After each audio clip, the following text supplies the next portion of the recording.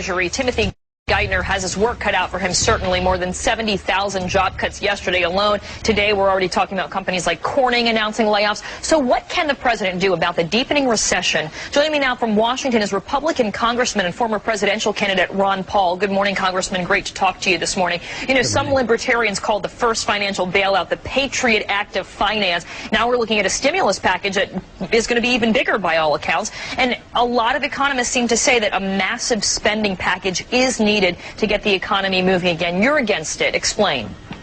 Well, it's because it's the government that is spending. If the people were spending it, that would be fine. But government, the government never does anything productive. They have to take money from productive individuals and spend it in a non-productive way. So it's just digging a bigger hole and a bigger debt, and that is our problem.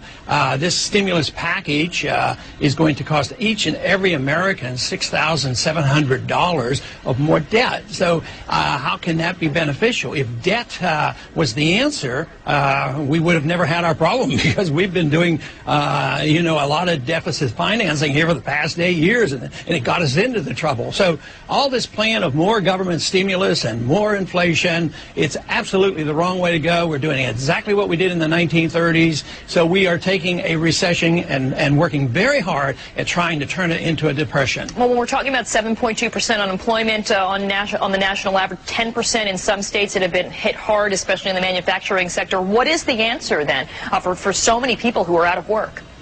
Well, there is no easy answer, and those who propose more government, I'm sure they're well motivated, but the answer is to get out of the way, to allow the liquidation of debt and to allow prices to come down. You want to have prices of houses to come down. You don't want to stimulate housing building when we've overbuilt about 1 million houses. So you want to allow the market to work. You want people to be able to save their money and liquidate all the mistakes that have been made.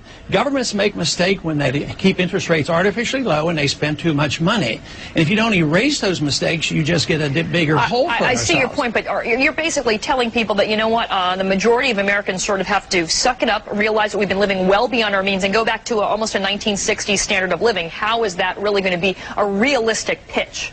Well, politically, it isn't realistic, and that's why you can expect more inflation, more spending, and more deficit, because taking the hard medicine is not acceptable. But the tragedy is to continue to do what we're doing isn't going to solve the problem. It won't create productive jobs. What it will do is make the problems worse and creates the depression.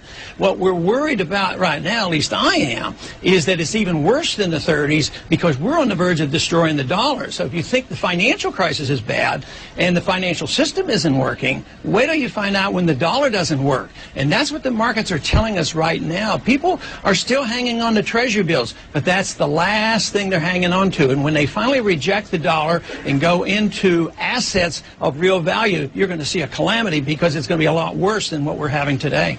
I mean, this is something that you've been talking about for, boy, since we've had you on the show, so more than a couple of years now. But, you know, a lot of people, you say the government needs to step out of the way. A lot of people say it was deregulation that got us into this mess in the first place. That's why things collapsed. The hands-off approach didn't seem to work. I mean, not only with the types of loans that were given to people that couldn't pay them back, regulation and oversight in places like Fannie and Freddie, and on and on. So why is the hands-off approach now going to make a difference? Because we never had a hands-off approach. That's the fallacy. And as long as we believe that, we'll never correct our problems. If you blame capitalism and free markets and sound money for this, then we can't win the intellectual fight. Because take Enron. When that failed, what did we do? Immediately, the conservative Republicans passed Sarbanes-Oxley, more regulation, which chased a lot of businesses out of this country. So we were doing all this piling on, but we were already over-regulated. Now, if you want to get deregulate, I mean, if you want to regulate government agencies, regulate the Treasury, regulate the Federal Reserve. The Federal Reserve has no oversight. They're not even permitted to be audited by law. So that's the kind of oversight that we leave. That's where they have free reign. The Federal Reserve has committed trillions of dollars to individuals and corporations and banks that they don't even have to tell us where it's gone to. That's the kind of regulation we need. The regulation of the market is very, very efficient. Companies that don't do well fail, and when prices have to come down, the consumer won't buy things until they're in the right prices. The best regulation is through the free market, and to blame the free market for this calamity is an absolutely intellectual error that has to be changed. All right. Well, it's always refreshing to get your point of view. We spent so much time talking about the stimulus today. We didn't get a chance to talk, and I will let people direct people to your website, because you also have a very interesting video that you released yesterday addressing how you think Barack Obama should take on foreign policy. So very interesting as well. Congressman Ron Paul, always great to talk to you. Thanks. Thank you. We're crossing the top of the hour, and our top story this morning.